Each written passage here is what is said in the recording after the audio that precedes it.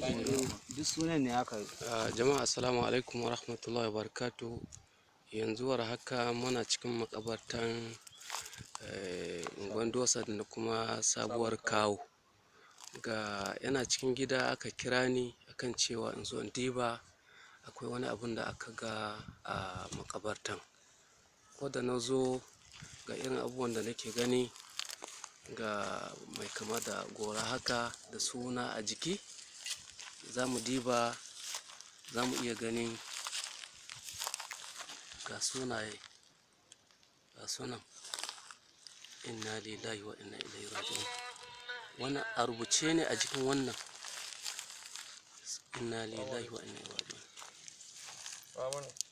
inna lillahi wa inna ilaihi raji'un, inna lillahi wa inna ilaihi raji'un. Juya ta nan mu gani,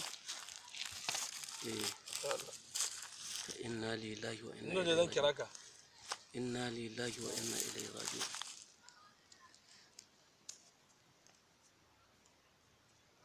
Inna lillahi wa inna ilaihi raji'un. Wannan wai duk saboda neman duniya, wannan duniya ce. Yawwa gashi nan ga kunamu, bari in zoomin da tsaka, bari in zoomin sai a ga nan. Inna lillahi wa inna ilaihi raji'un.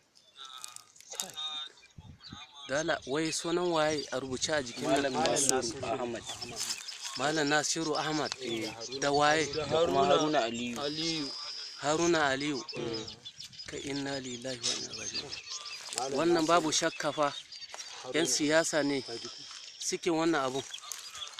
Ana gab da zaɓe na gwamnoni yanzu. Wannan a garin Kaduna ake. Inna lillahi wa inna ilaihi raji'un.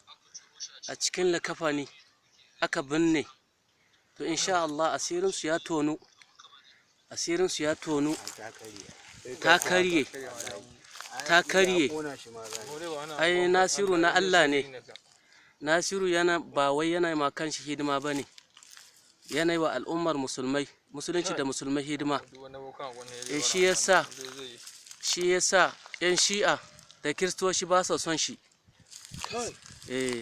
Insha Allah ta'ala sun ji kunya, sun ji kunya, sun ji kunya, sun ji kunya. Wannan kuma fa aka toshe. Inna lillahi wa inna ilaihi raji'un. Ga tsaka kuma a ciki da kunama. Inna lillahi wa inna ilaihi raji'un. Inna lillahi wa inna ilaihi raji'un. Da ran shi ma aka sashi. Inna lillahi wa inna ilaihi raji'un. Naman nan kuma Inna lillahi wa inna ilaihi wallahi raji'un. ba karamin tsaka bane. Inna lillahi wa inna ilaihi raji'un. Ai duk lamari. Za su juya mun. In dai na ga tsaka. Ai tsaka ko mun dare gawa ne. Alquran. To shikenan ai ko?